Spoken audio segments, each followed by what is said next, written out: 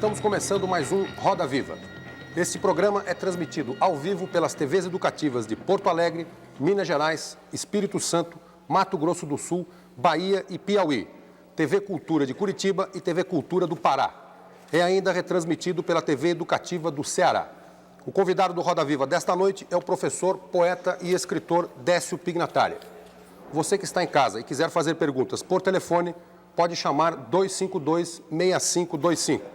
252-6525, que a Carla, a Bernadette e a Ana estarão anotando suas perguntas. Para entrevistar o professor Décio Pignatari, esta noite, nós convidamos os seguintes jornalistas. Alberto Helena Júnior, diretor-geral da Rádio Gazeta AM/FM. Maria Tereza Sadek, cientista política da Universidade de São Paulo. Gabriel Prioli Neto, diretor de redação da revista Imprensa. Hamilton dos Santos, subeditor do Caderno 2 do jornal O Estado de São Paulo. Júlio Carlos Duarte, editor executivo da revista Leia. Na plateia assistem ao programa convidados da produção.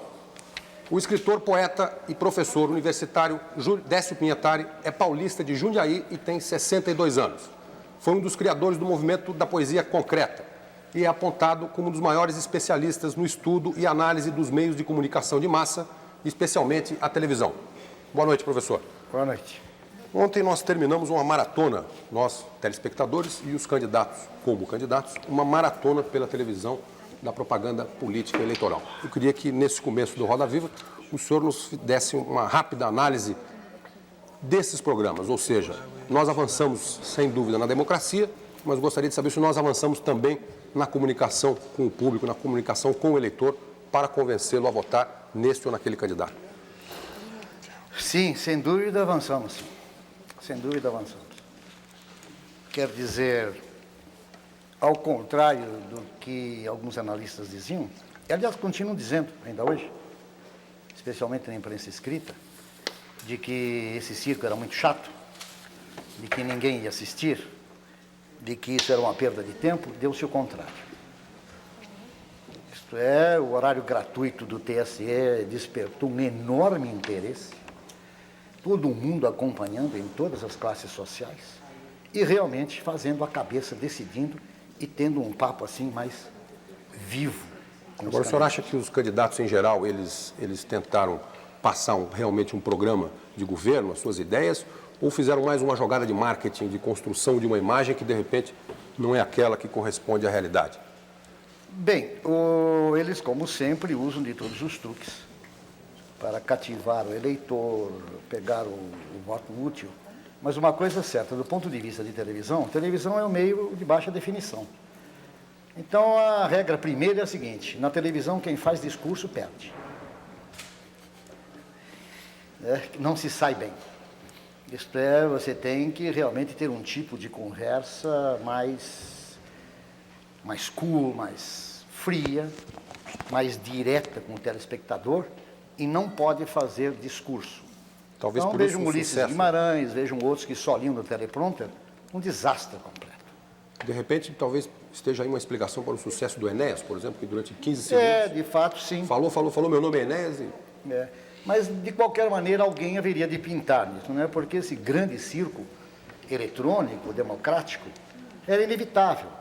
Para quem acompanha um pouco ou conhece, as posições políticas de todos eles ficam muito claras. É muito interessante você acompanhar desde da direita à esquerda, os discursos todos, aquelas siglas que não significam nada, gente popular semi-letrada falando, não é? Então, boa parte disso é o folclore. O Enéas faz parte do folclore desta campanha. O Gabriel Prioli tem uma pergunta para o senhor, depois... Eu queria que você falasse um pouquinho sobre o formato do horário eleitoral. Você acha que o fato, não está um pouco superado esse esquema de um programa contínuo? Nesse caso teve 70 minutos de duração, certo? Isso não é um pouco exagerado? Não seria melhor? Você não acha que os diversos discursos dos candidatos se neutralizam dentro de um horário eleitoral com 70 minutos de duração? Quer dizer, você assiste o sujeito falando bem dele, 2 minutos depois tem outro falando mal dele. No final não há uma neutralização dos discursos? Bom, nós estamos no começo, né, Prioli? Nós estamos no começo.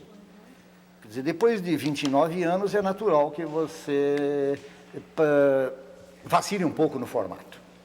Quando houver um outro tipo de intervenção, quando não for eventualmente obrigatório o horário eleitoral, né, você poderá ter alguma coisa diferente.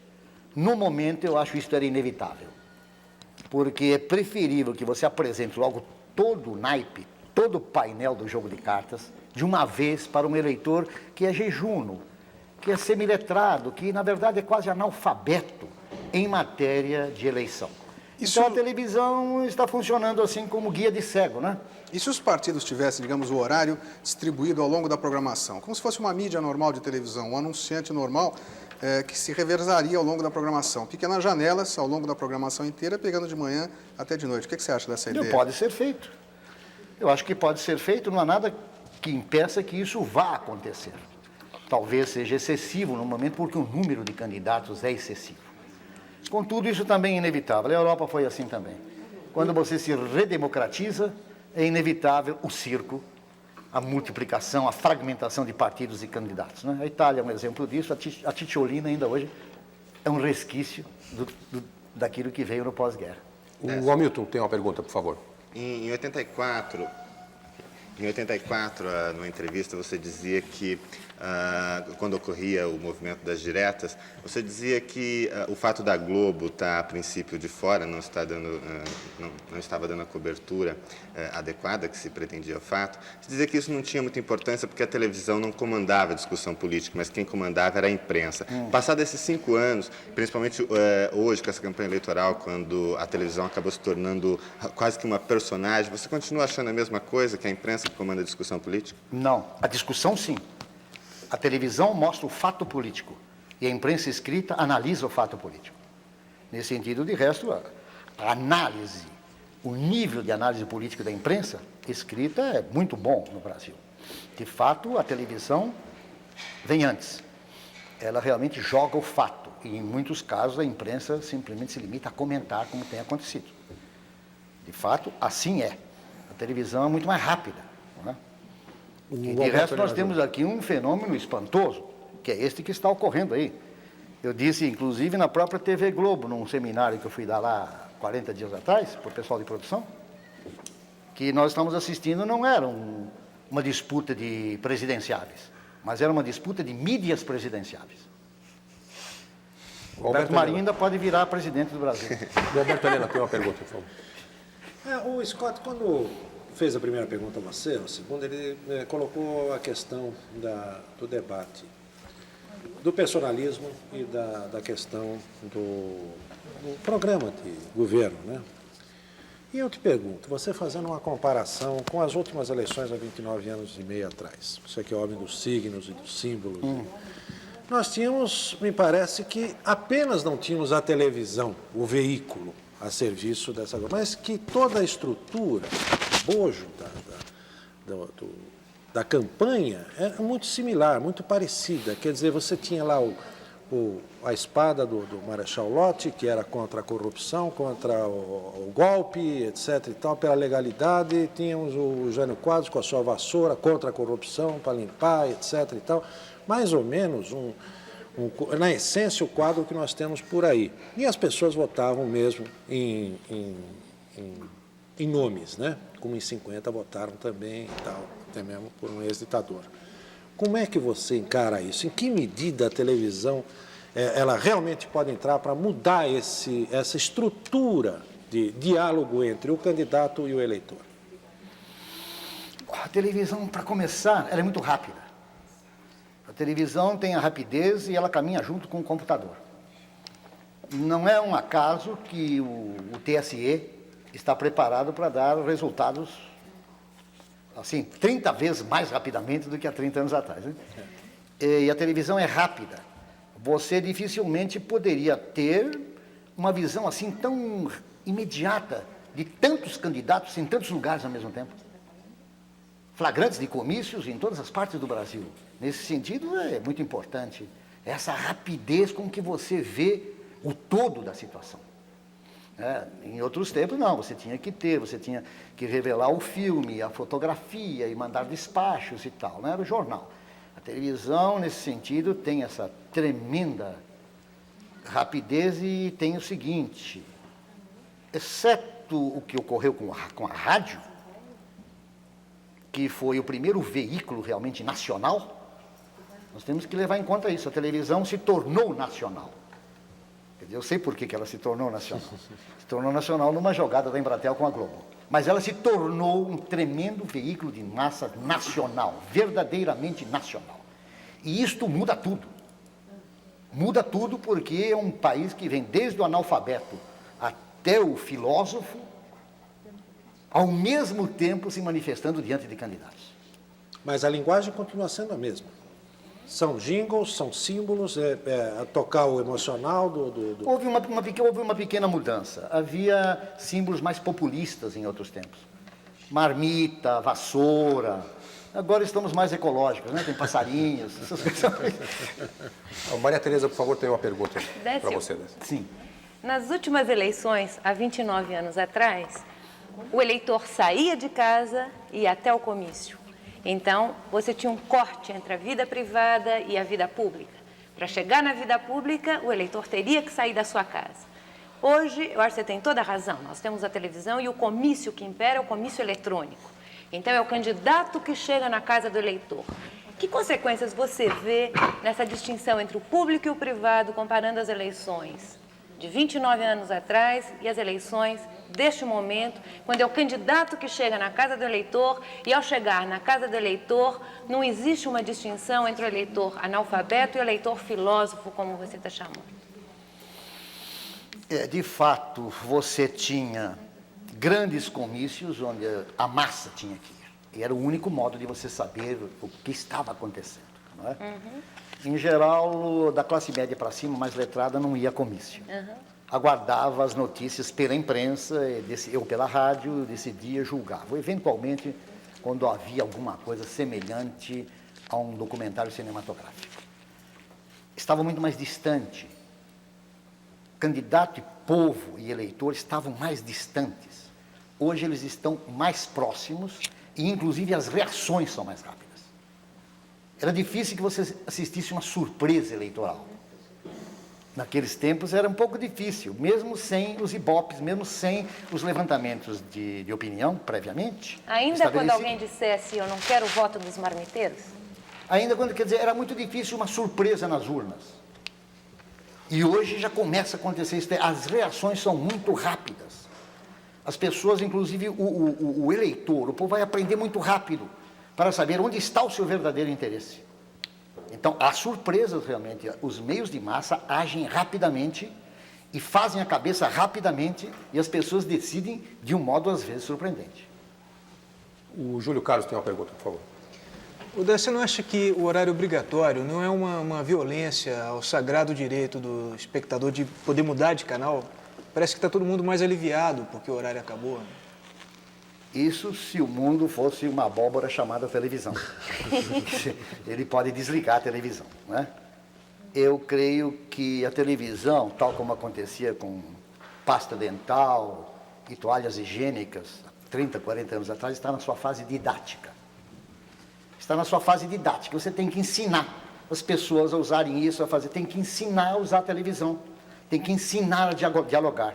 Então, essa fase didática vai durar ainda mais umas 2 ou 3 eleições e depois haverá acomodações. Eu não vejo nenhum direito sagrado nesse sentido. Nós suportamos, desde do Getúlio Vargas, do terrível Getúlio Vargas, que é responsável por quase toda a porcaria que está aqui. O sistema todo, ele é montado, nós engolimos a hora do Brasil há 40, 50 anos. Onde está o sagrado direito da informação? Veio a Nova República, veio a Novíssima, veio tudo e a hora do Brasil continua. Ninguém tem coragem de dizer isso aqui, acabe com isso aí. Não é que só serve para você anotar não sei o quê no funcionalismo público. Ô, Décio. E, no entanto, no momento, eu acho que não é não. Eu acho que as TVs, elas ganham bastante dinheiro e acho que no momento de prestar um serviço público, eu acho que não há nenhuma violação. Eventualmente seja demasiado o tempo, ou talvez o formato não seja o melhor. Contudo, é um início. Acho que de fato, mas de qualquer maneira entra no horário nobre, substituiu novela e despertou enorme interesse. Você fala em ensinar a usar a televisão. A quem caberia essa missão? Ou como ela poderia se dar? Não, isso está ocorrendo. Isso está ocorrendo. Todo mundo, desde programadores visuais, produtores, profissionais, amadores ou não, os protagonistas que se apresentam, a imprensa que julga, todo o sistema, os meios de massa, né? Quer dizer, eles estão aprendendo, estão fazendo. Interna e externamente. Externa e internamente. O público está julgando. Você acha que o horário gratuito, de alguma forma, desobriga um candidato de participar de debate porque ele tem garantida a sua presença na casa do eleitor, ainda que ele não participe dos debates? Não, aí foi um caso especial. Simplesmente o Collor estava por cima, foi uma jogada, um golpe de mestre do Roberto Marinho, e ele saiu, foi tão surpreendente, né? Ele, inclusive surpreendente porque está à frente até hoje, nos levantamentos de opinião, que apanhou todo mundo de surpresa e, claro, desmoraliza uma porção de ideias em relação a certos partidos e tal, mas não totalmente. Seja como for, a verdade é que o candidato prefere não se desgastar, isso é claro. Ele saiu tão na frente, galopando tão na frente, que qualquer debate eventualmente o prejudicaria. Claro. Não sei, não foi totalmente correta. Moral e politicamente, de um ponto de vista mais honesto, isso está errado. Tem que debater.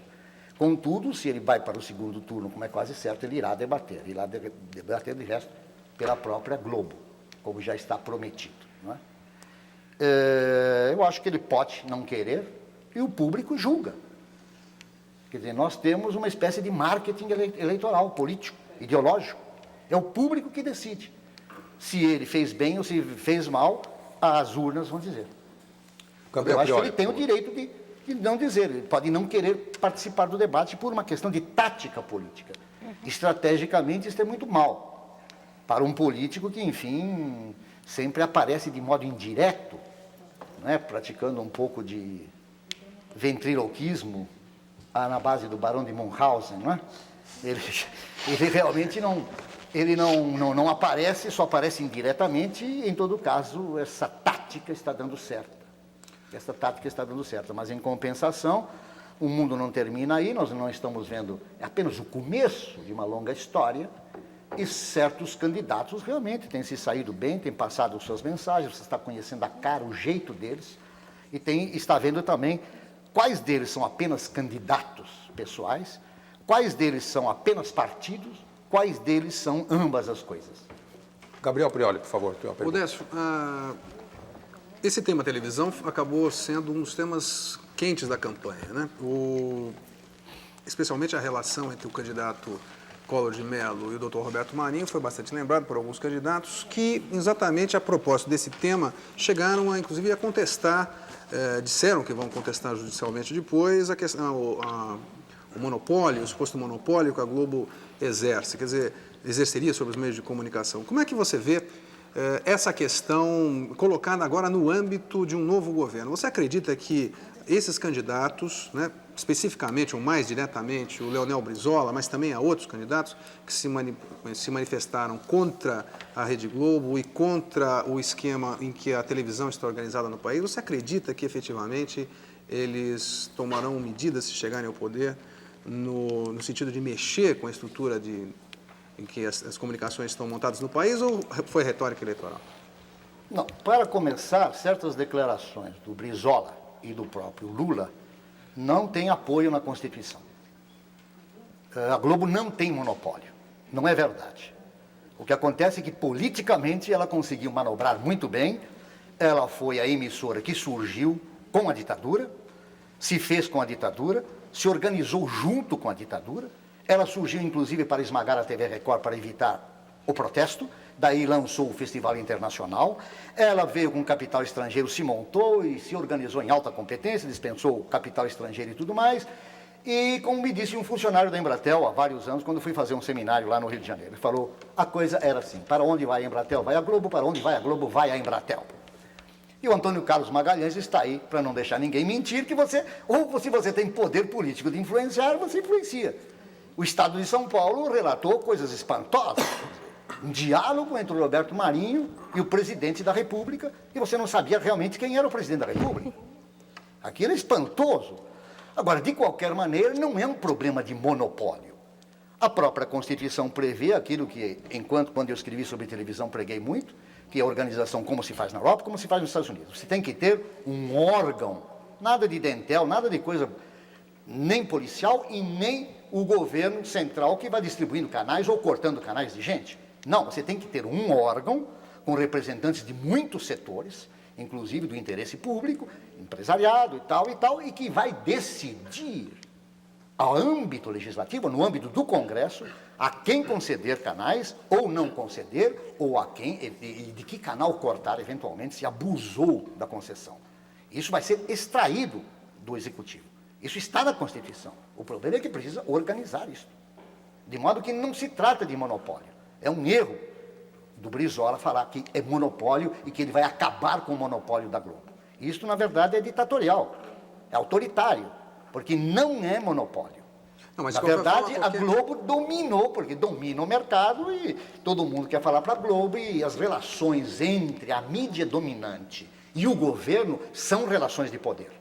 Ela influencia muitíssimas decisões do governo, inclusive. E, naturalmente, tem esta força. Esta força só foi recentemente ameaçada pela SBT. Agora, de qualquer forma, qualquer ação que se faça contra a Globo ou qualquer outra emissora de televisão terá que passar pelo Congresso Nacional, porque as regras da nova Constituição são essas. O presidente não teria poder para nenhuma medida exclusiva. Não tem poder, e não só o presidente. É preciso lembrar que ainda hoje nem o sistema do Estado Novo foi liquidado e nem o sistema militar foi liquidado. Desde a Petrobras até Correios e Telégrafos, até o terceiro escalão, os militares mandam ainda. Vamos lembrar. É bom lembrar isso. E segundo, não basta você organizar. Os meios de você impedir ou cercear que um canal evolua são muitos. São muitos. Era assim na ditadura, hoje é muito menos, naturalmente. Mas é muito simples. Você disse alguma coisa desagradável, que não agradou a alguns grupos de interesse da área governamental, mas você tem equipamentos a serem importados, você tem guias de importação, e de repente você recebe um telefonema de um setor lá, olha, sabe, aquela guia que tal, ela se extraviou.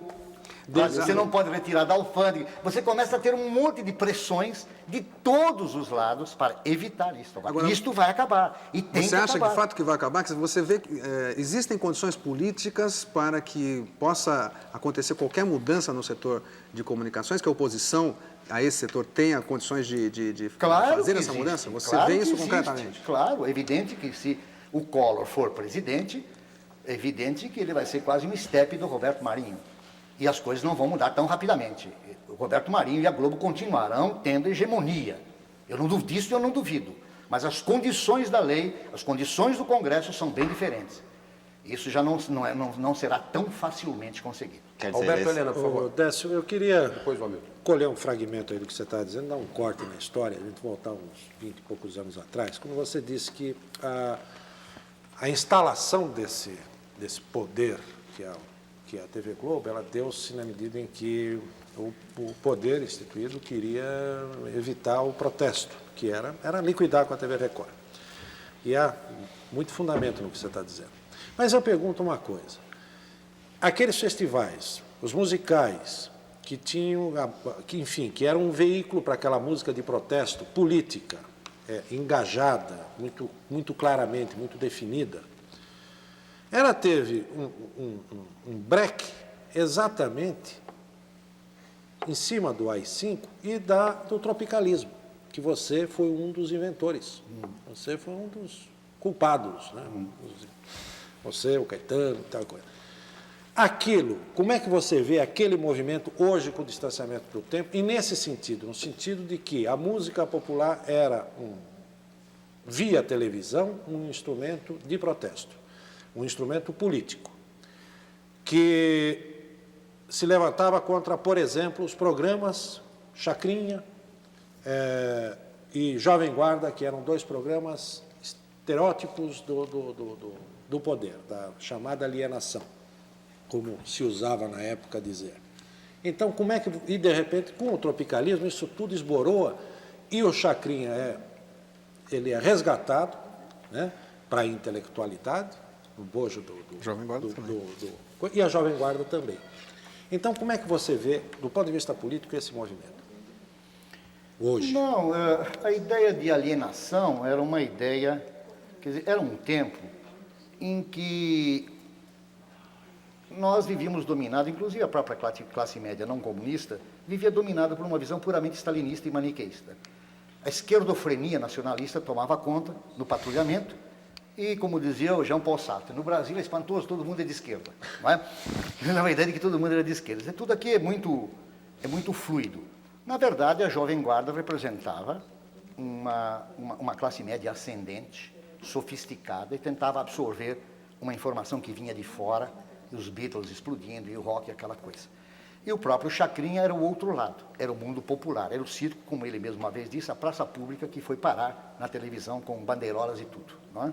Um diálogo íntimo com a câmera. Eu não vejo alienação, é bom lembrar que o tropicalismo exatamente eclodiu um pouco antes do AI-5. E, aliás, pagou caro, né? Pagou caro.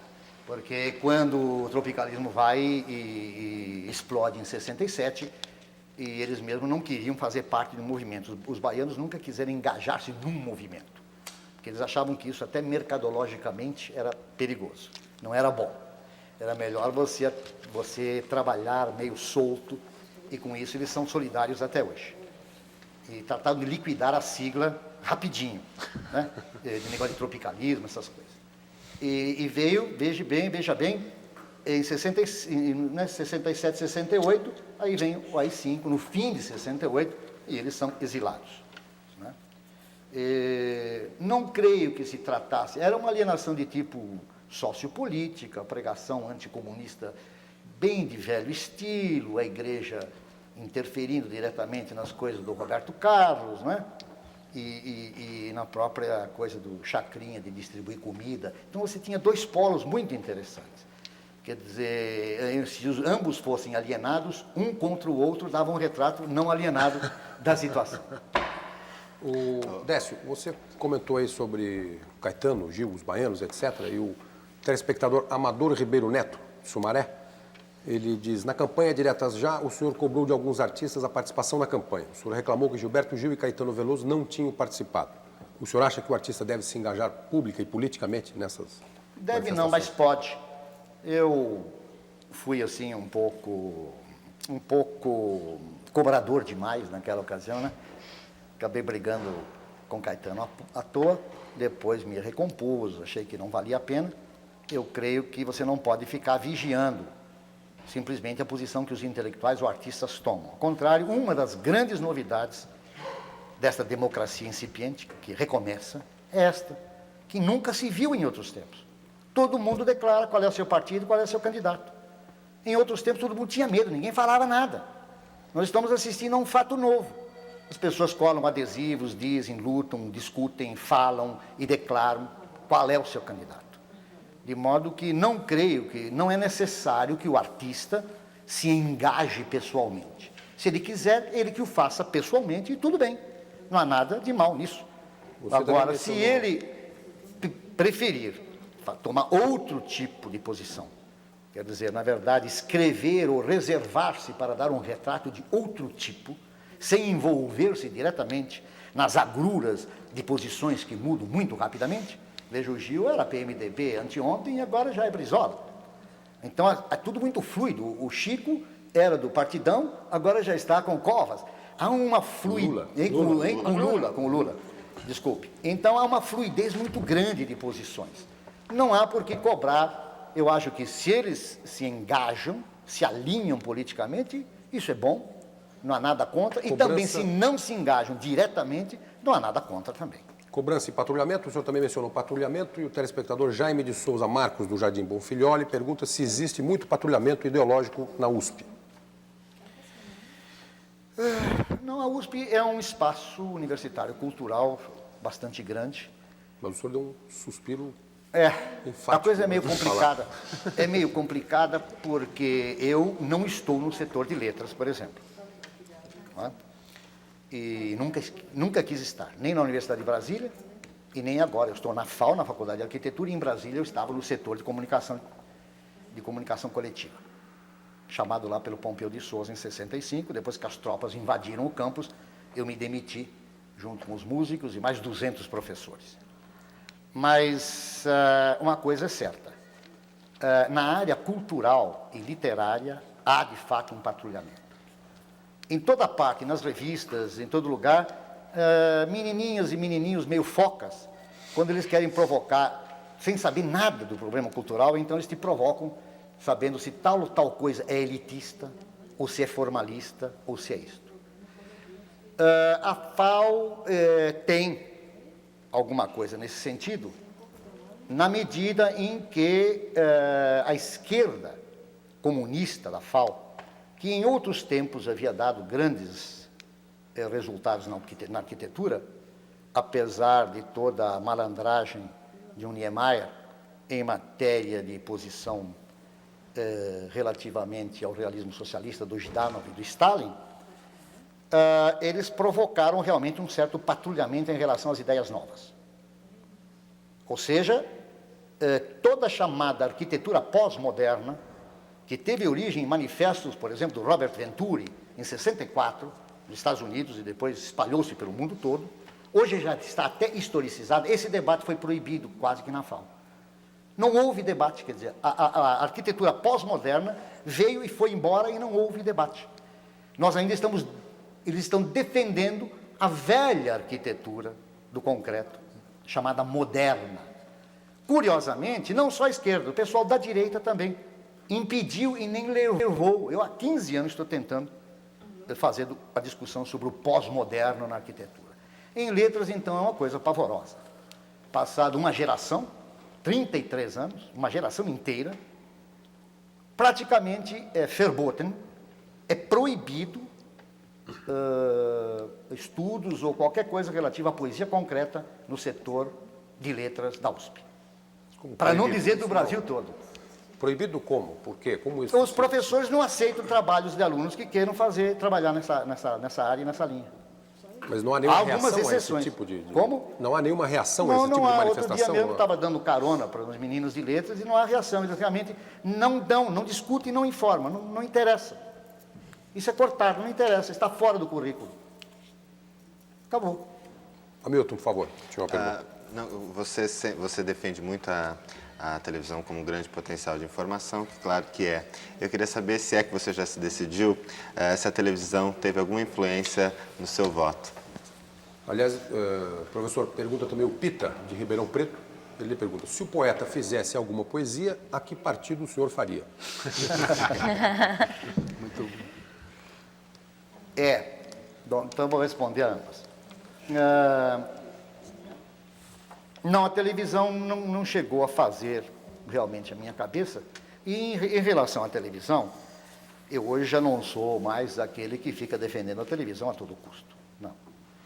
Eu creio que ela tem que haver outras mídias, essa coisa horrorosa, né? Mídia, as mídias. O Brasil é o único que faz isso, né? O plural de um plural, né? Bem, e além disso ficou feminina, né? Porque era medium, e mídia ficou feminina e é o plural de um plural. Bem, não tiveram assim muita influência, porque, de qualquer maneira, claro, gosto de ver uma campanha feita melhor, ou mais bem feita, por programadores visuais e tal. Partido, inclusive, o PT, em campanhas passadas, foi inovador nesse sentido. Nesta aqui nem tanto, mas assim mesmo tem aquele cartoon inicial muito engraçado do Brasil que bate a bola e tal, aquela sátira, um cartoon televisual bonito. Não teve porque eu acredito que a televisão hoje, ela é um pouco, eu diria, como o Khrushchev falou da experiência, né? A experiência é muito importante porque ela nos ajuda a desconfiar da própria experiência. Então, a televisão é muito importante porque ela nos ajuda a desconfiar da própria televisão. Quer dizer, nós estamos assistindo algumas coisas novas, ela não é fatal, não é linear. Candidatos que tinham mais tempo na televisão fracassaram. Não basta a televisão. Eu não creio que a televisão, ela domina, ela é muito forte, mas ela não é única. O bonito não é só a televisão. O que nós estamos vendo de interessante é o diálogo entre as mídias, incluindo a mídia da praça, da coisa a viva voz, pessoal. Então, essa coisa viva, que é o fato, que gera notícia, este fato também em si mesmo virou signo, virou linguagem. A praça pública, não é todo mundo que pode estar na praça, ela tem que vir através da foto, do cinema e da TV. O que eu acho interessante é o diálogo das mídias, o triálogo, o multiálogo das mídias, uma criticando a outra, e disto é que nasce uma visão um pouco mais completa e interessante. Quanto à poesia, eu não voto em partido e nem em gente propriamente dita, personalidade. Eu voto pelo processo. Onde me parece que o processo conduza a uma democratização, a uma condição democrática mais rica, viva e aberta, eu apoio nisso. Então, se eu tivesse que fazer, faria ao PT. Júlio, por favor. Ô, Décio, você incluiu na sua obra poética um anúncio, né, um anúncio de remédio, né? Você se considera hoje um poeta no sentido em que o João Cabral se considera um poeta? O que vocês têm em comum, né, você e o João Cabral? Bom, exceto o fato de que ele foi atacado do mal de Alzheimer, político e ideológico, acabou de fazer na Veja umas declarações pavorosas na sua declaração de voto. Enfim, nós somos poetas apenas, ele faz versos, eu normalmente não os faço uma poesia visual, ou faço holografia, ou tento realizar alguma coisa hoje em cristal, ou em volumes de vidro com cores, ou coisas que a gente vai tentando, mas nisso não há diferença. Mas João Cabral foi um dos grandes poetas brasileiros dos anos 40 até os anos 60. Qual a diferença entre um poeta e um programador visual? Não, o poeta, ele de qualquer modo, ele sempre estará ancorado na palavra. Ele pode usar todos os meios que quiser, desde a holografia, o que você quiser, cristal, vidro, papel, o que você quiser, vídeo, cinema, TV, tudo o que ele quiser, ele sempre estará ancorado na palavra. Nesse sentido, ele é poeta. Agora, há poetas não verbais. Então, ele salta o limite. Ele vai para a área das artes visuais, onde você pode considerar aquilo também poesia. Eu, de qualquer maneira, não. Eu considero que assim que você abriu mão do universo verbal, você já tem que trabalhar numa outra área, que é a área da pura visualidade. Alberto Helena, por favor. Você, agora há pouco, estava dizendo que o veículo, a televisão, é um meio frio, né? Você tem que ter uma conversa mais coloquial, menos, o discurso não cabe aí. Então, eu gostaria que você fizesse, você se transpusesse de novo para a postura de crítico de TV, e você fizesse uma crítica do comportamento dos candidatos nesta campanha eleitoral via TV, em relação ao sobe e desce das pesquisas. Por exemplo, o Collor de Mello, ele não tinha nenhuma expectativa de voto, até que fez aquele seu primeiro programa, que ainda não tinha nada a ver com TV Globo, não tinha nenhum suporte grandioso por trás dele. Fez aquilo, disparou lá para cima e tal, e aí começou aí que a Globo parece que encanou no ar. Depois começou a haver uma queda. Até que, enquanto ele estava com um discurso coloquial e coisa, tentando manter o meio de campo ali. Quando ele realmente passou a agredir o presidente da República, é que houve uma recuperação. O Afif, me parece que teve um desempenho exatamente dentro desse padrão que você havia proposto, né? E teve um momento que surgiu nas pesquisas muito bem colocado e continuou com o mesmo processo, caiu. Onde o Lula, por exemplo, partiu para um discurso mais radical, mais discursivo ainda na televisão e subiu. E o Brizola se manteve com aquele linguajar, com aquela coisa dele que é um palanque, né, de 1950 aí, presente. Como é que você analisa essa questão? Bem, para começar, eu não creio, há muitos outros fatores que estão jogando aí, mas eu não creio que a Rede Globo, as organizações Globo tenham encanado no Collor simplesmente por acaso. Eu não creio nessa inocência. Ele foi preparado há muito mais tempo do que a gente possa pensar. Ele foi um candidato realmente preparado, né, para ser lançado. E, inclusive, há muitos aspectos muito interessantes aí da natureza política, ideológica, econômica, o processo de industrialização que caminha do sul para o norte, e toda Dixieland, quer dizer, todo o latifúndio do rio para cima, o mundo agrário que não evolui, e a luta e a industrialização que vai caminhando e mudando as cabeças, o Collor, e há essa luta norte-sul. Nós temos uma luta entre os yankees sulistas e os escravocratas do norte e nordeste que nunca se resolve. Nós não temos nunca a batalha final de Gettysburg, né? Mas, de qualquer maneira, essa luta está sempre, saber se vai um sulista, um yankee sulista para o governo ou não. Vai o Nordeste de novo, né? O Sarney, em Londres, esse jogo é muito claro, quer dizer, declarando há 3 anos atrás, por que ele queria mais um ano, ele declarou em Londres, não declarou aqui. Ele falou, você sabe quando é que o Brasil vai ter um novo presidente nordestino? Daqui a 1000 anos. Então isso mostra todo um jogo, não só as diretas já caminham, quer dizer, todo o processo de democratização, assim como da valorização da mulher, do trabalhador, caminha junto com o processo de industrialização. O resto é obscurantismo e é um grande problema de você manter o que se chama de lumpenzinato. Tudo está, nenhum estudioso marxista fez um estudo sério sobre esse fenômeno, o lumpenproletariado do Marx. Eu já chego, vou analisar, mas eu preciso falar isso, porque senão não se vai entender. Ou seja, aquilo que o Marx chamava de lumpenproletariado. E o marxismo brasileiro, comunista, do Partidão, era tão atrasado que o Capital do Marx foi traduzido recentemente, só nos anos 70. E traduziram mal. Eles amaciam tudo, subproletariado. Não, em alemão quer dizer o proletariado de farrapos, que são os mendigos e tal, e todo mundo que vive, que é revoltado, mas não é revolucionário, que na hora H adere ao poder dominante. São parasitas do poder dominante. Getúlio trabalhou no sentido de lumpenzinar o operariado, porque quando um país começa a se industrializar, surge essa escória, que é o lumpen, que é o trabalhador de farrapos, que é meio a meio.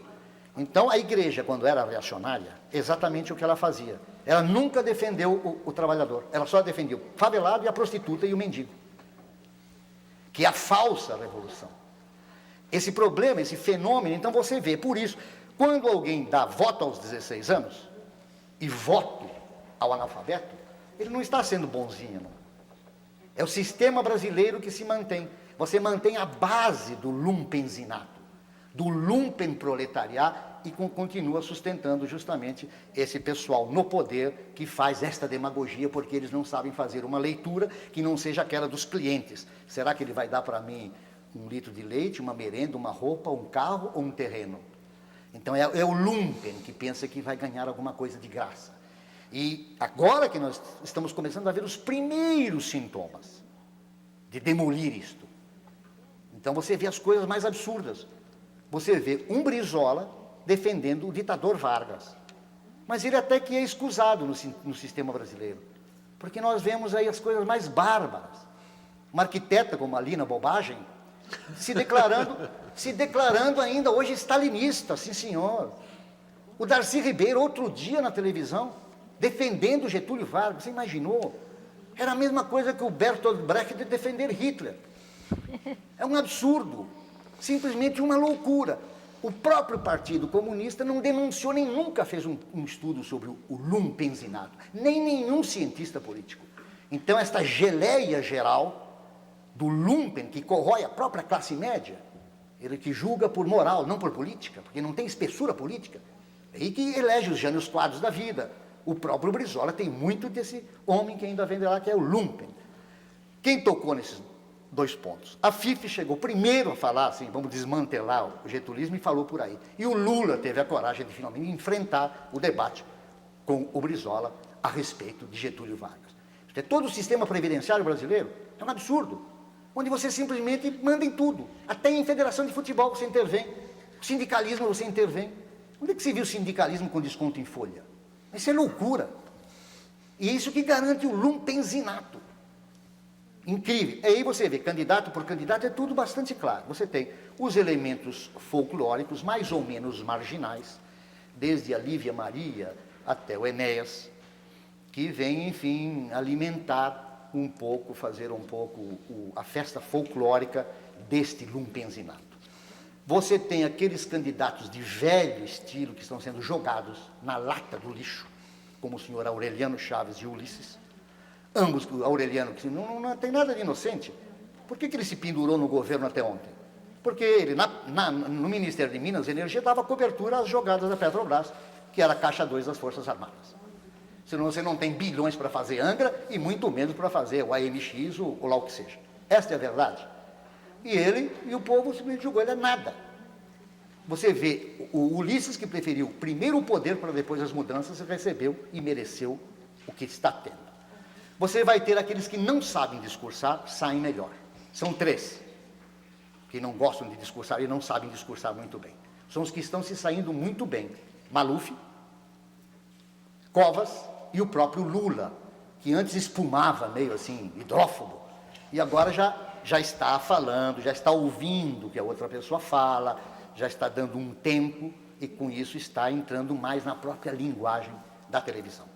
Professor. Eu acho que é por aí. Né? E o Collor, que naturalmente, ele só faz discurso para mostrar virilidade, e mostra em grandes comícios. Mas quando ele chega diante da TV, ele até que fala de um modo até razoável em cool, em baixo tom. Professor. E quem aprendeu, está aprendendo, um homem que será um dia perigoso, se chama Ronaldo Caiado. Professor, nós vamos precisar fazer um rápido intervalo e voltamos com esse assunto daqui a pouco. O Roda Viva faz um intervalo e volta daqui a pouco, entrevistando hoje o poeta e professor Décio Pinhatari. Até já.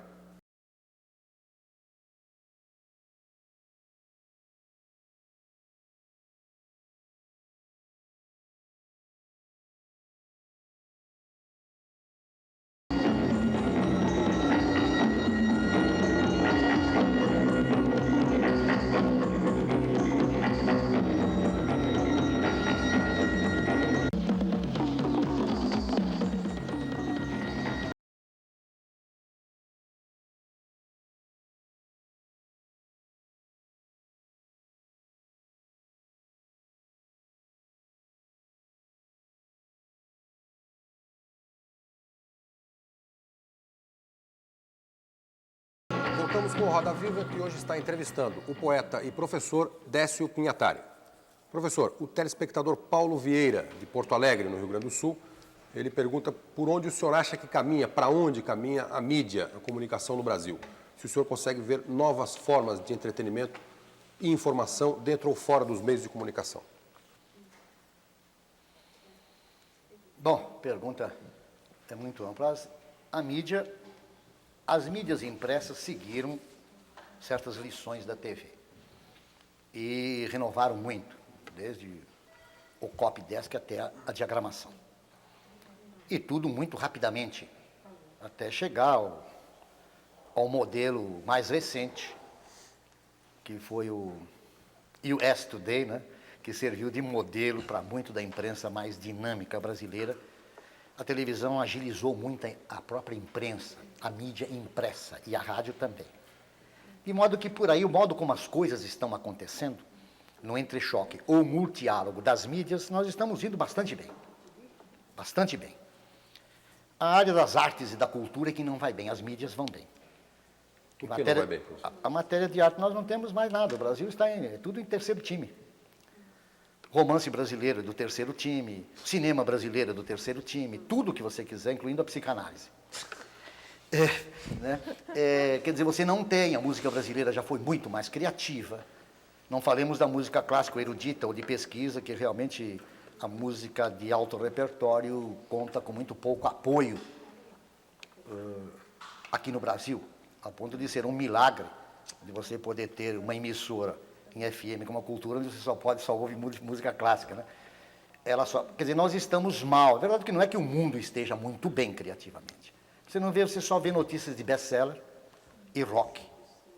O mundo do entretenimento mais válido e interessante que surgiu nesse entretempo e que deve muito também à TV é o mundo desportivo.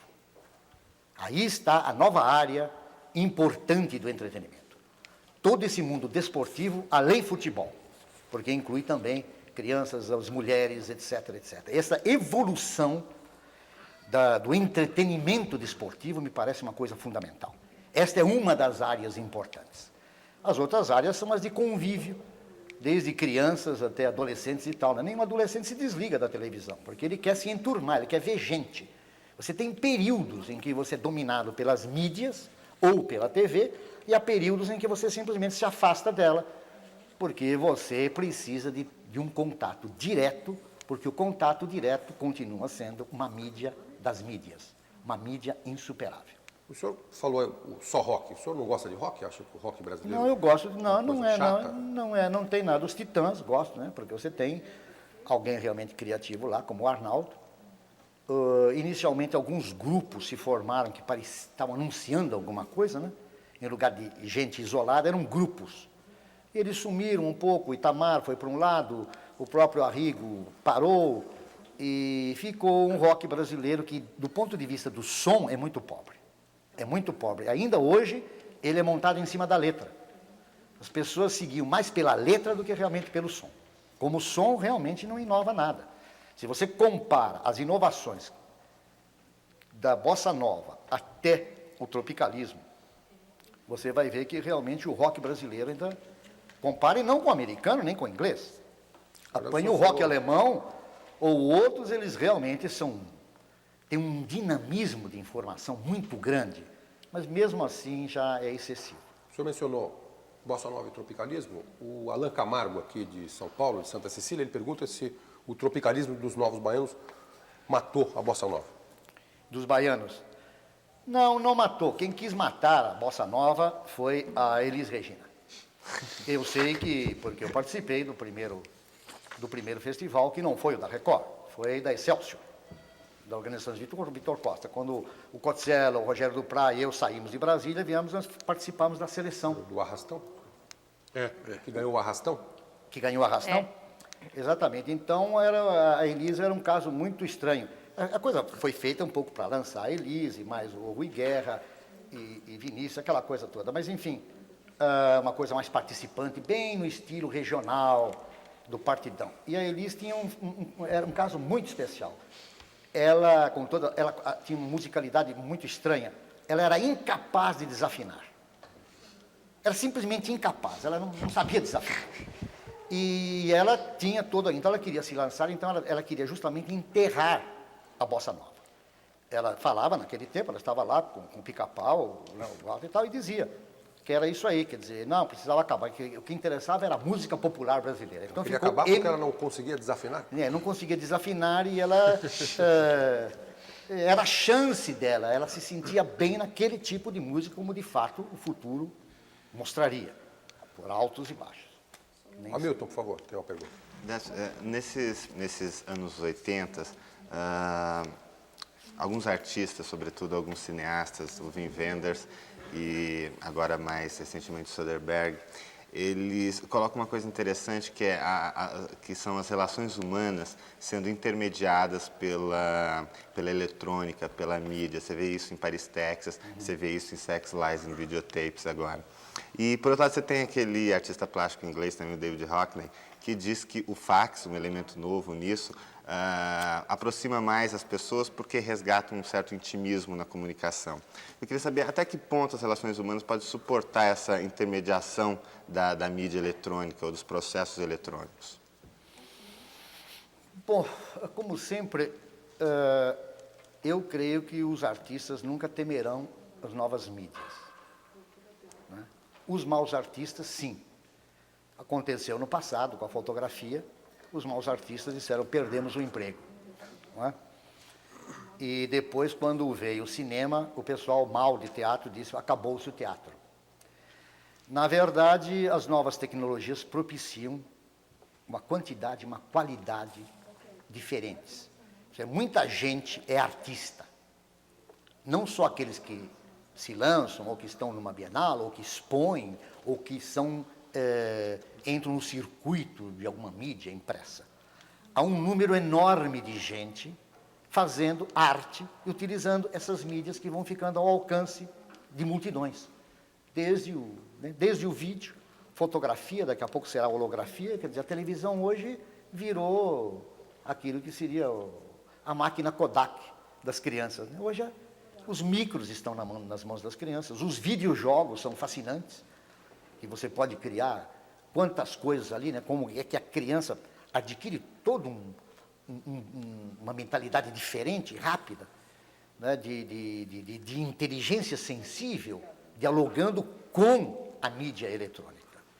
Eu acho que é com o tempo mesmo, quer dizer, você vai surgindo, você vai ter a televisão a cabo, você vai ter televisão de tudo quanto é tipo.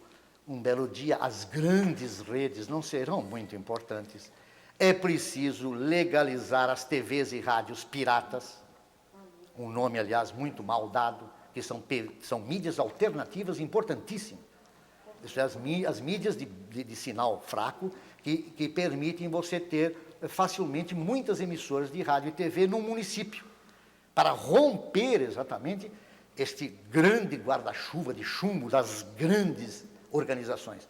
Então você as combate através de uma eletrônica quase artesanal, que fale dos problemas mais imediatos até do seu bairro, do seu município, isto virá. Quer dizer, tudo isso contribui para a Sem melhora das dúvida, relações humanas para não dizer e não a as deformação. coisas incríveis que todo mundo tenta segurar. São milhões, bilhões de dólares investidos. Eles seguram a tecnologia, estão impedindo-as, porque o Exército também, que as Forças Armadas também não querem essa liberdade nas mídias. E assim como eles, uma coisa absurda, no Brasil, as Forças Armadas dominam, controlam todo o sistema da aviação civil, por exemplo. A Infraero é que controla todos os aeroportos, toda a aviação civil depende deles. Então há todo um sistema de centralização aí, um tanto monarquista ainda. Mas a verdade é que... E agora vem as parabólicas domésticas. E quem é que vai controlar? Não pode. Você vai ter que abrir, isto é, o muro de Berlim da mídia tupiniquim vai cair. O Gabriel Priori tem uma pergunta. Você está falando das mídias mais recentes, eu queria voltar um pouco à mais antiga das mídias, que é a imprensa escrita. Como é que você está vendo a imprensa brasileira nessa conjuntura?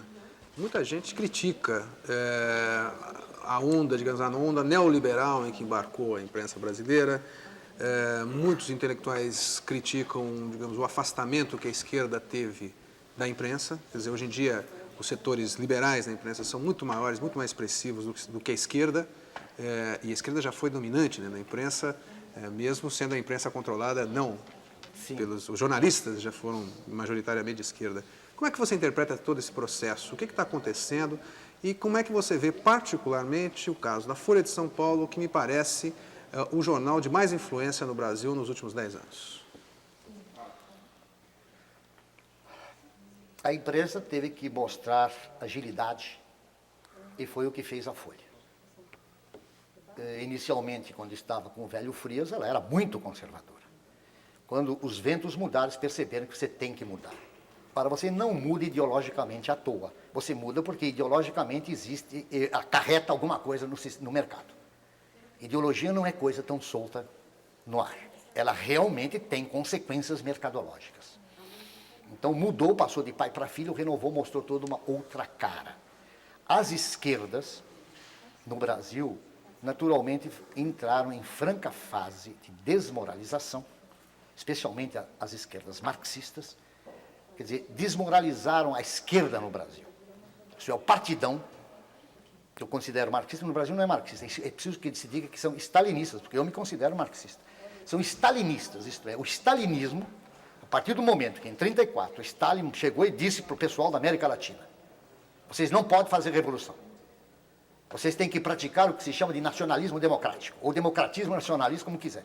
Vocês se infiltrem em toda parte, mas nada de fazer muita onda, não sei se for para proteger a União Soviética, provocou esta barbaridade, que é um partido comunista, onde você tem, os membros todos são os únicos que, sendo ideológicos, são puramente fisiológicos.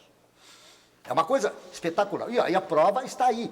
Entrou em decrepitude a visão marxista antiga. Então é uma satisfação você ver hoje o Roberto Freire falando em termos de Antônio Gramsci, que os comunistas ignoraram sempre, falando em bloco histórico, em intelectual orgânico. Mas Décio, mesmo essa esquerda reformista, a esquerda moderna, a esquerda que faz a crítica da própria esquerda stalinista, essa que tinha presença bastante intensa na imprensa dos anos 70, está praticamente afastada dela no final dos anos 80. Mas ela ainda é muito O que nova, ela aconteceu? ainda não está, quer dizer, nós não temos realmente uma tradição de ideólogos, como ideólogos.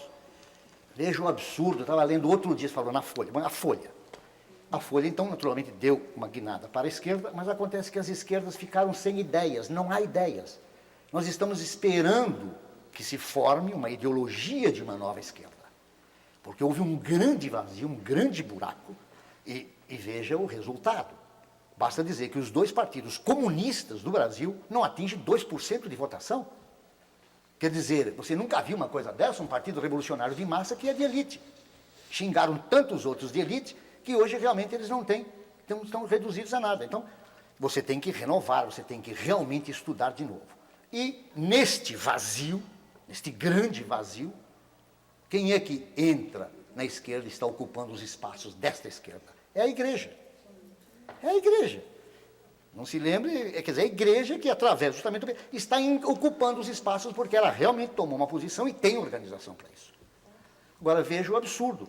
Você vê, estava lendo outro dia, o senhor Carlos Estevão Martins, se é o mesmo que eu estou pensando, foi o homem que, nos anos 60, do violão de rua, ele fez, é esse mesmo que fez o Por uma Arte Popular Revolucionária, querendo implantar de novo o jidanovismo stalinista no reino das artes, junto com o qual foram Ferreira Goulart e toda aquela gente, os tais violões de rua. E esse homem, dando assessoria política, hoje ao governo Montoro, se intitulando analista político, dirige uma entidade, é isso aí. No Brasil, o intelectual de esquerda, ele não evolui, ele muda. É impressionante. Na Europa, se você vê alguém do Partido Comunista Italiano, que eu sempre fui o mais livre, tanto é que você podia, os grandes músicos podiam fazer pesquisa eletrônica no Luigi Ginoni e outros na Itália, e do Partido Comunista. Quer dizer que essa... No Brasil, impossível isso. Nem o Partido Comunista, nem ninguém não permitia. Enfim, os intelectuais entraram, esvaziaram, eles têm que formar uma nova visão de esquerda. Nós temos que formar toda uma nova visão de esquerda, diferente, né? Com ideias novas. E quer dizer, o espaço que a esquerda perdeu na imprensa foi ocupado pelas ideias liberais, a restauração das ideias liberais. Toda uma classe média. Por que isso aconteceu? O que você acha que... Quer dizer, por que as ideias liberais, que eram mais antigas ainda que as ideias de esquerda... Não, mas as ideias liberais permitem um tipo de diálogo que vai bem com a ascensão da classe média brasileira. Certo. A classe média, lembre-se de que a Revolução de 64 não foi feita à toa, não foi uma quartelada, não. Era com as cadernetas de poupança e toda uma série de organizações e institutos, ela quis formar uma poderosa classe média no Brasil, como realmente a única coisa que pode deter o avanço comunista. E, de fato, eles conseguiram. Conseguiram, na medida que a classe média avança, você tem essa guinada. Como é que você insere nesse quadro, Décio, a figura, por exemplo, do Paulo Francis, que foi um trotskista, que teve uma atuação muito significativa nesse período todo, os anos 60, 70 e tal, e hoje tem uma postura raivosamente anticomunista. Como é que você vê isso? É o caso do intelectual que muda? Ou... Isso que eu dizia, na Europa, se alguém muda de posição, ele vem e declara por que mudou. Quer dizer, o Yves Montand, quando muda de posição, ele vem e diz por que é que eu não apoio mais o Partido Comunista. No Brasil, não. Você simplesmente deixa e não explica coisa nenhuma. É o oportunismo mascarado, quer dizer, você não tem substância ideológica. O problema é ideológico. Mas, desculpa, você estava... Eu perguntei do Paulo Francis. Do Paulo Francis. O Paulo Francis, ele me faz lembrar aqueles anarquistas ou falsos anarquistas. Eu conheci muitos na Europa, velhos anarquistas, em outros tempos, nos anos 50, quando fui para lá, fugi para lá para viver aventurescamente. Então eu vi uma coisa espantosa. Num dado momento, num jantar, um restaurante popular, você tinha um pãozinho cada um, uma sopa cada um, comia lá. E num dado momento, um anarquista sempre fazendo um discurso, e um dia eu vi uma coisa que me estarreceu. O colega dele, que era um jovem, trabalhador e tal, que até tinha uma grande motocicleta naquele tempo, se distraiu, ele roubou o pãozinho do sujeito. Eu fiquei bem, esse anarquismo que é revoltado e que no fundo se transforma num individualismo feroz. Ele só quer saber a coisa dele, qual é o meu, né? Então, eu quando vi o velho anarquista roubar o pãozinho do colega, eu fiquei estarrecido e aprendi muito mais sobre anarquismo naquele momento do que... Embora eu ache que o Sartre tem razão. Dentro do mais fanático xiita, marxista, tem que haver uma pitadinha de anarquismo. Tudo bem. O Paulo Francis teve como mestre um pseudo-socialista.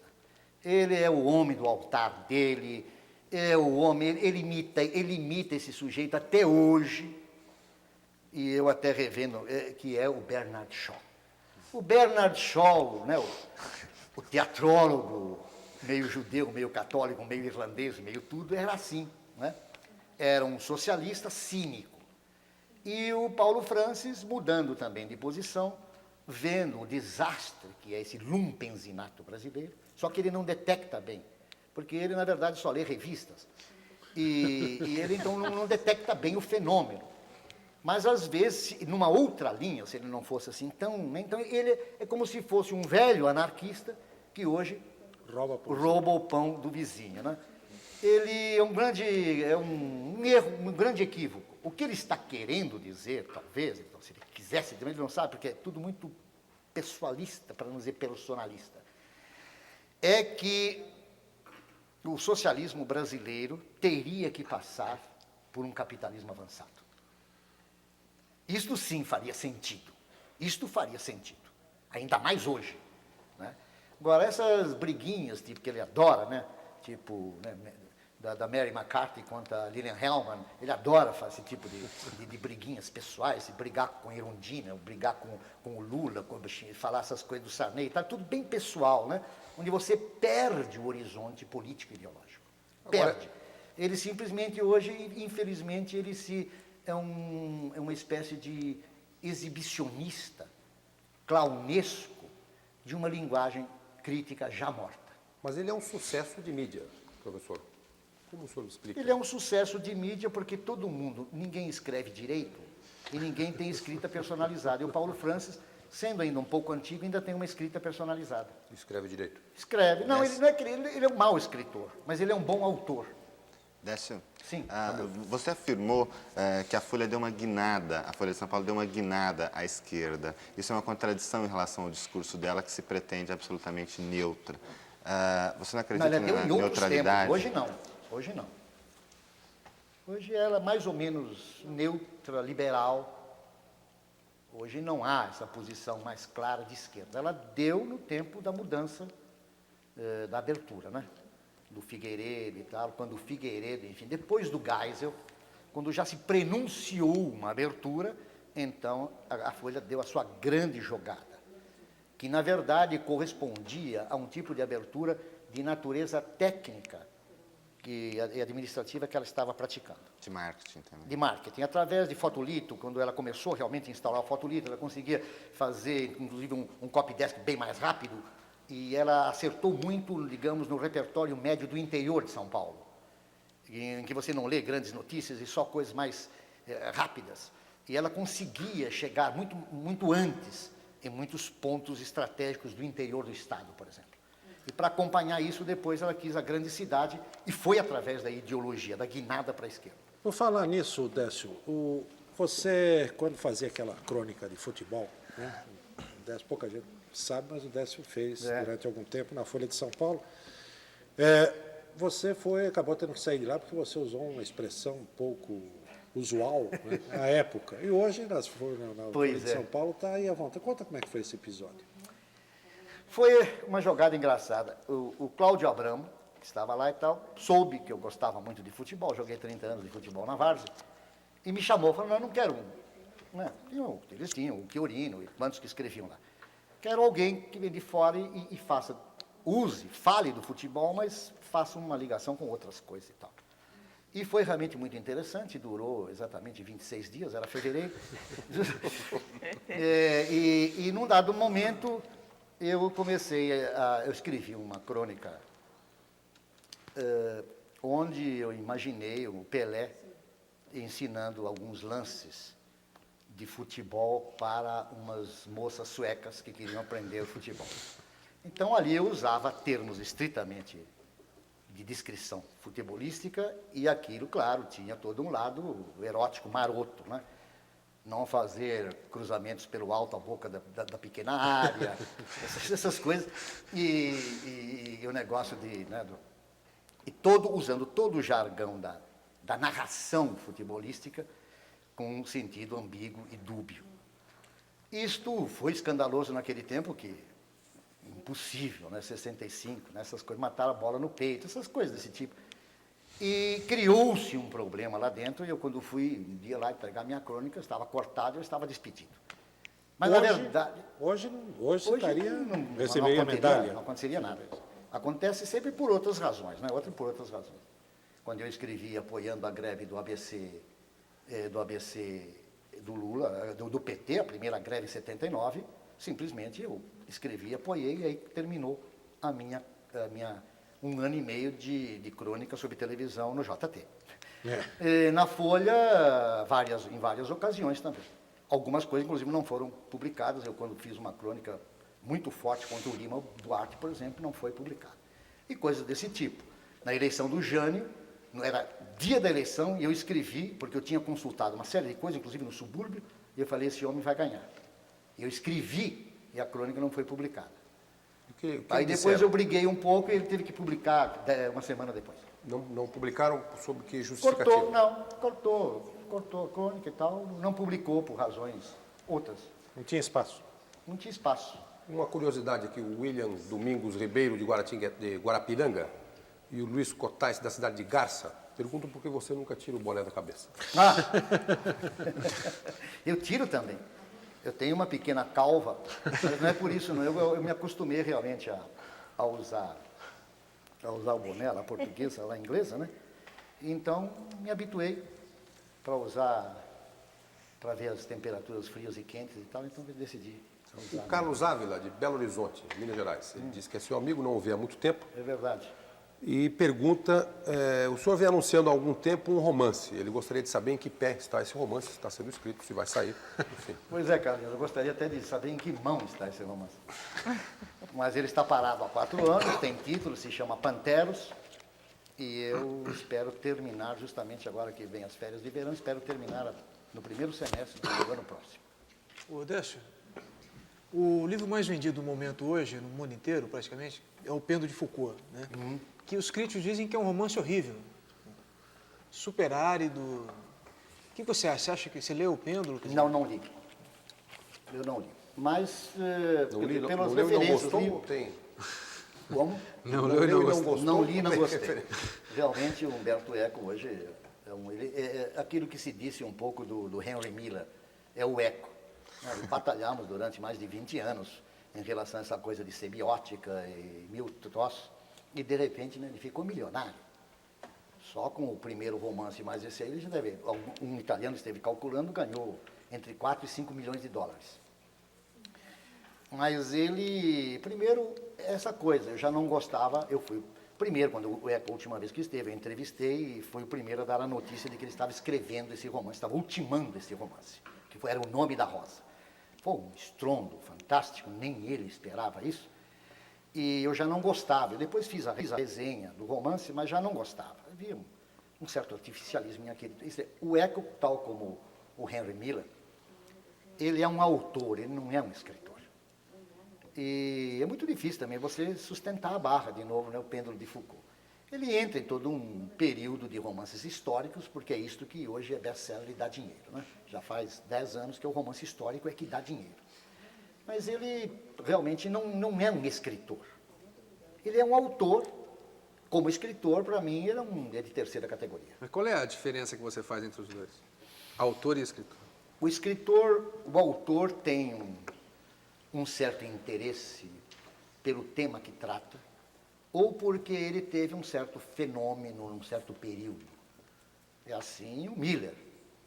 Você lendo os trópicos disto, daquilo e tal, quer dizer, todas as transas e trepadas que ele narra, depois de você ler 4.000 páginas, você já não sabe mais realmente o que é.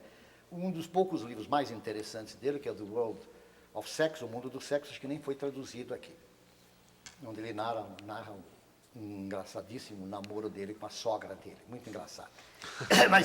mas ele, então, é assim, agora o escritor não depende do tema só que trata, ele tem uma coisa especial que se chama escritura. A escritura permanece independentemente do tema. Ele pode tratar de um tema que muitos já trataram, mas ele tem algo ali, uma escritura justamente que permanece. O que é essa escritura? Isso é um problema.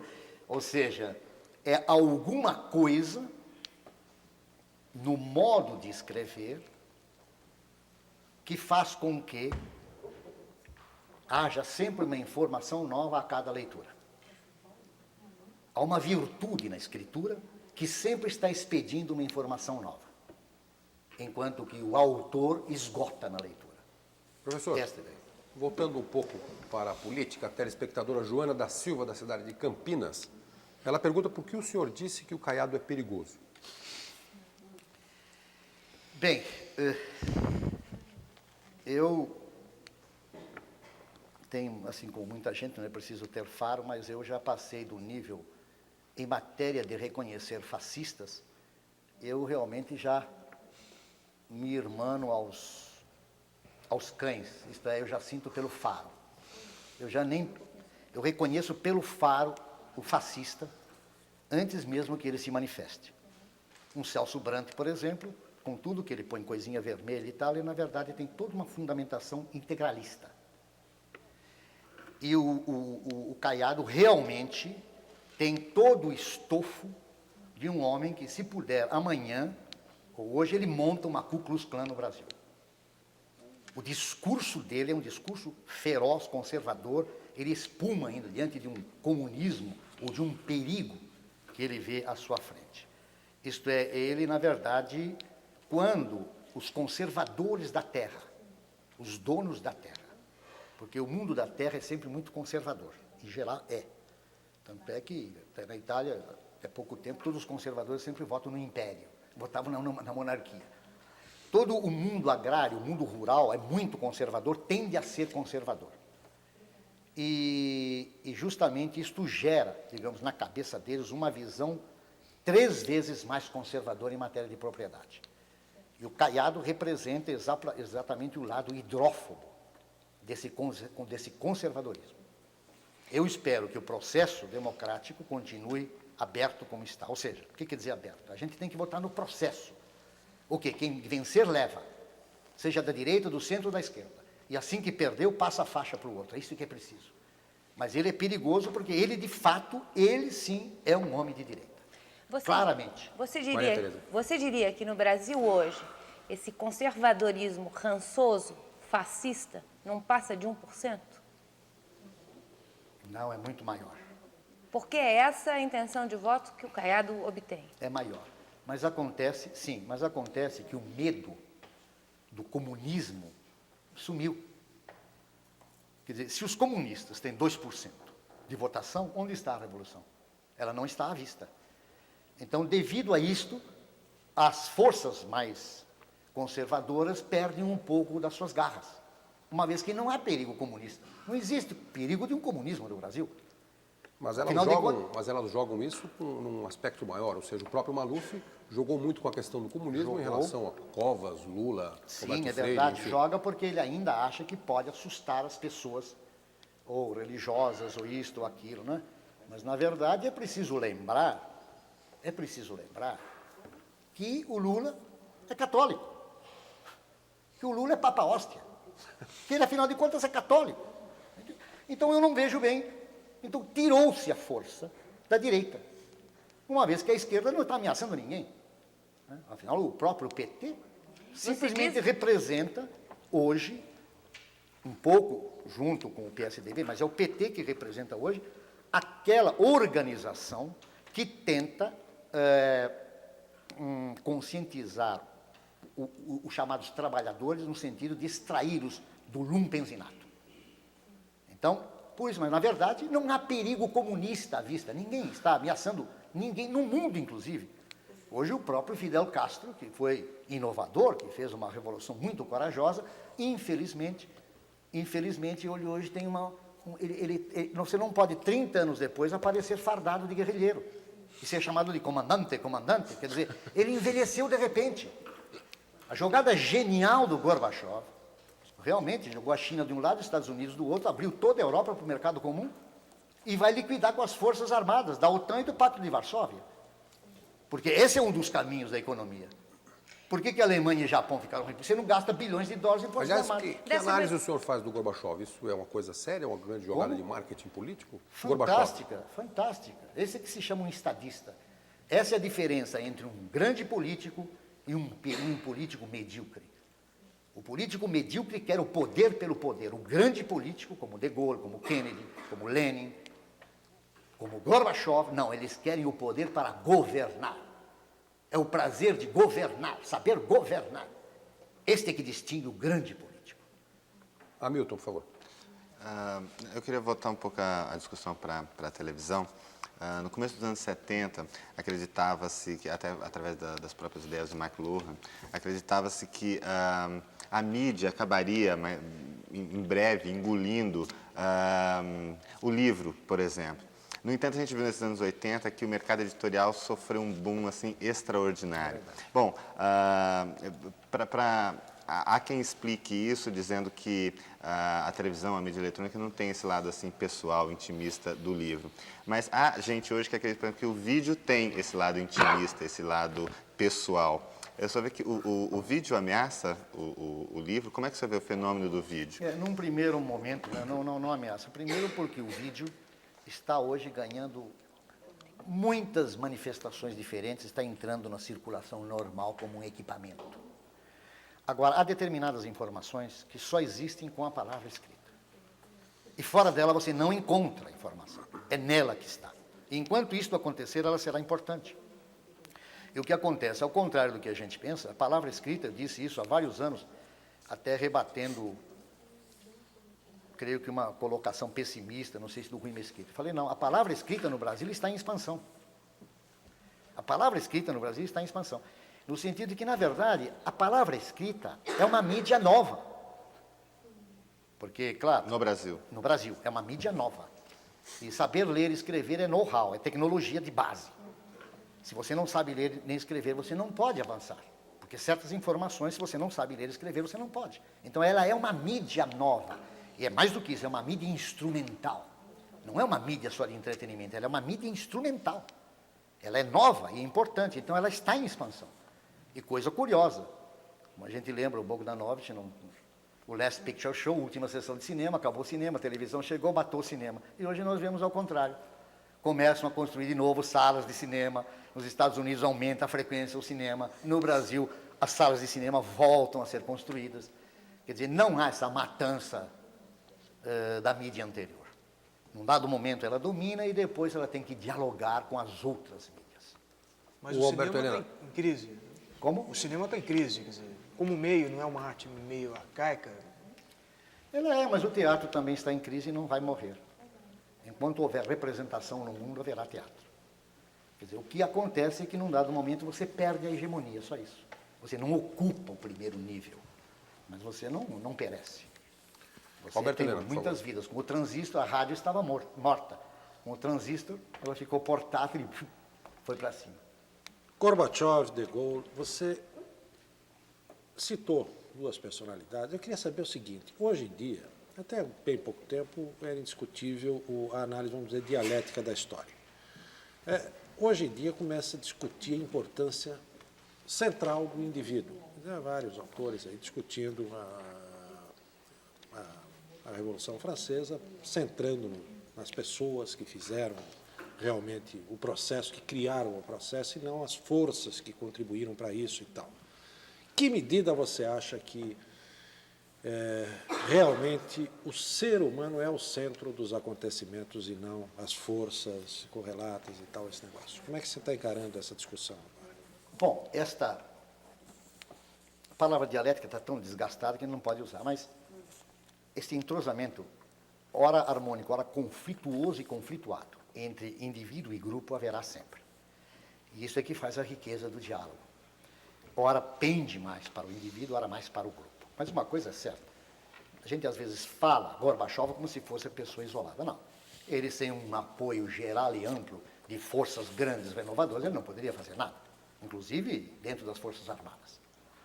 Mas o que acho que há de novo é o seguinte, é isto que muda, que explica um pouco por que fica mais liberal e não é mais esquerda. Não, o que eu acho que há, e isto muitos vêm tentando dizer de formas diferentes, não é, de novo, que o indivíduo volta a ter o primeiro lugar no palco, independentemente do nome da peça e tal. Ou seja, Hamlet não é a personagem Hamlet. Isso é que eu sempre brigo com o pessoal de teatro brasileiro.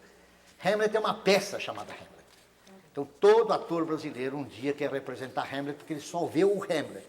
Só que o Hamlet é uma peça chamada Hamlet, né? Enfim, eu acho que o que dançou foram as grandes ideologias, os grandes sistemas, os grandes guarda-chuvas, sejam científicos, sejam políticos, sejam das mídias, que querem explicar tudo e dominar tudo. Uma lei geral para tudo. Isto é que dançou. Agora o que há são pequenos grupos, pequenas verdades, em muitos graus, muitos níveis, que buscam uma verdade maior. Mas nós estamos trabalhando ao nível, não do indivíduo, mas dos pequenos grupos, que se entrosam e que buscam uma verdade mais ampla. Porque as grandes verdades sistêmicas e sistemáticas dançaram. Professor. Pode ser que voltem ainda um dia, no terceiro milênio. Nós agradecemos a sua presença hoje no Roda Viva. Infelizmente, o nosso tempo está esgotado. Agradecemos também a presença dos nossos convidados, a atenção dos telespectadores e as perguntas que não puderam ser feitas ao professor Décio Pignatari serão entregues a ele. O Roda Viva fica por aqui e volta na próxima segunda-feira, às 9h30 da noite. Uma boa noite a todos e até a próxima semana. Eu agradeço a paciência de todos. Obrigado.